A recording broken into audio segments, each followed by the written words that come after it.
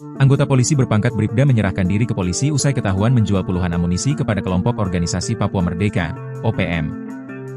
Kapolres Lani Jaya AKBP Nur Salam Saka menyatakan kasus ini saat ini ditangani Polda Papua. Keterlibatan Bribda berinisial Lo dalam penjualan amunisi ke OPM dilaporkan terendus oleh Satgas Operasi Damai Kartens 2025.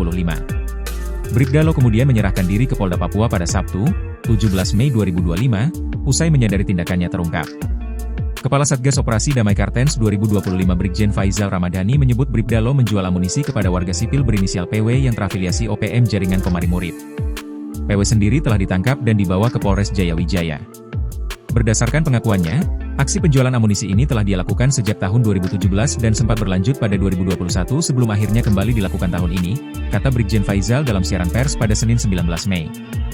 Brigjen Faizal menjelaskan kedua tersangka dijerat Undang-Undang Darurat Nomor 12 Tahun 1951 tentang kepemilikan senjata dan amunisi tanpa izin yang sah. Kapolres Lani Jaya AKBP Nur Salam Saka menyebut Bribda Lo berasal dari Provinsi Sulawesi Tenggara dan bertugas di Polres Lani Jaya kurang lebih selama 5 bulan terakhir. Yang bersangkutan kan dengan orang tuanya sudah di Polda, sudah ditangani di Polda, di Reskrimum, kata Nur Salam.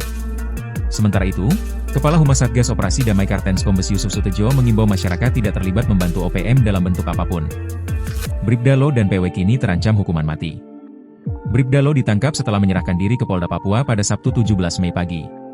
Berdasarkan pengakuan Bribda Lo, ia sudah beberapa kali menjual amunisi kepada KKB yang dimulai sejak 2017 silam.